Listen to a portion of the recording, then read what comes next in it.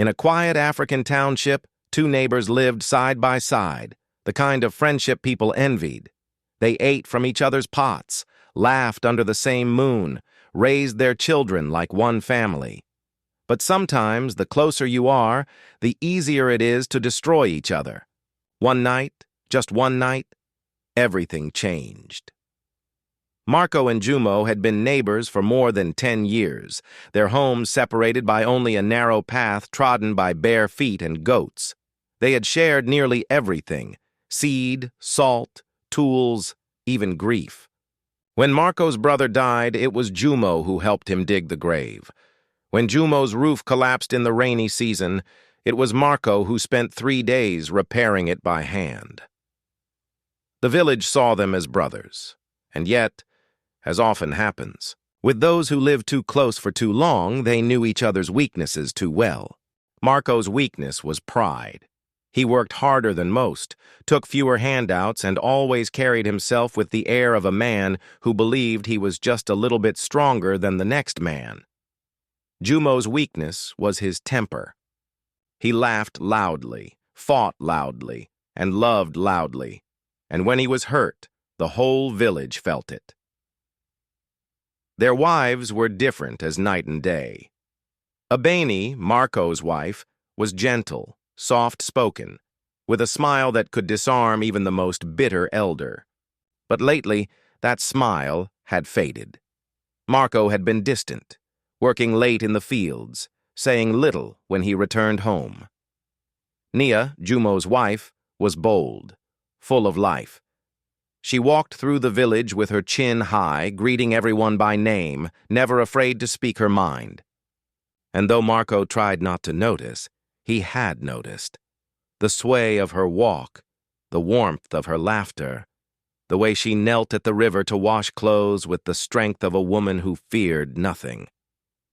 It was a dangerous noticing. At night, lying beside Abeni, Marco would catch himself thinking of Nia, and then he would feel a wave of guilt so strong he could barely breathe. Still, the thoughts came back. And tonight, under the watchful moon, they had returned with a vengeance. The idea festered like a wound. When Jumo first spoke it aloud, Marco had felt both horror and exhilaration. He had expected himself to refuse, to walk away. But instead, he found himself nodding, almost against his will. When the dancing ended and the villagers went to their huts, Marco's heart was a drumbeat in his ears.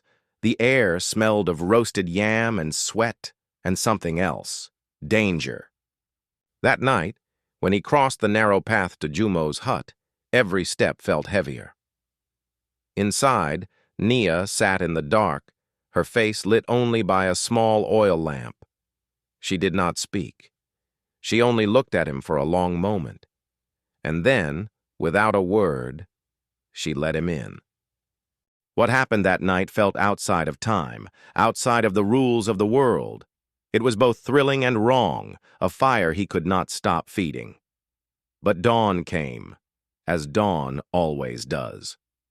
When Marco returned home, Abeni was still asleep. The sight of her, curled on her mat, innocent, trusting, hit him like a blow. He told himself it was over. But it wasn't. In the days that followed, the guilt was everywhere, in the way Abeni avoided his touch as though she could sense what he had done, in the way Jumo stopped meeting his eyes, in the way Nia would fall silent whenever Marco passed. And then Abeni fell sick. It started with fever, then weakness.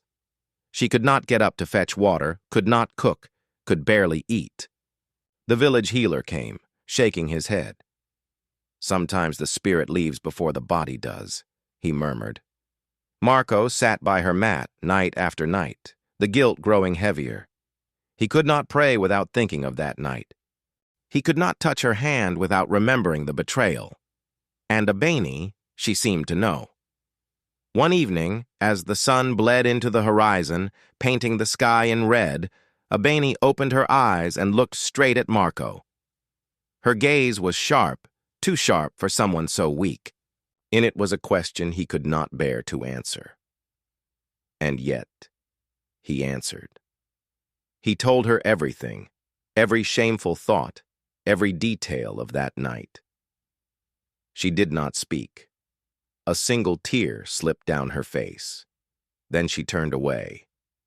That night, her breathing grew shallow. Before dawn, she was gone. Marco sat frozen beside her body until the sun rose. The funeral was quiet. The women wailed, the men stood in silence, the air heavy with the smell of earth and grief. When it was over, Marco did not return home. He went to the fields and worked until his hands bled. Jumo stayed away. Nia stayed inside her hut. The village whispered. Weeks turned to months. Marco stopped smiling, stopped laughing, stopped living. He could not look at Jumo without seeing the night that had taken everything from him. And every night, as he lay awake staring at the thatched ceiling, he heard Abeni's voice in the rustle of the leaves outside. Why? One season later, Marco's hair had turned white. He stood by Abeni's grave one night under a sky full of stars and whispered into the dark.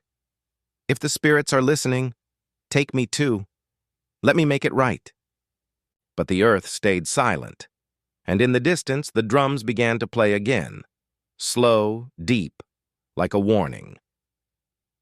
Marco turned away from the grave, knowing the truth. Some mistakes do not end when the night ends. They live on, and so did his punishment.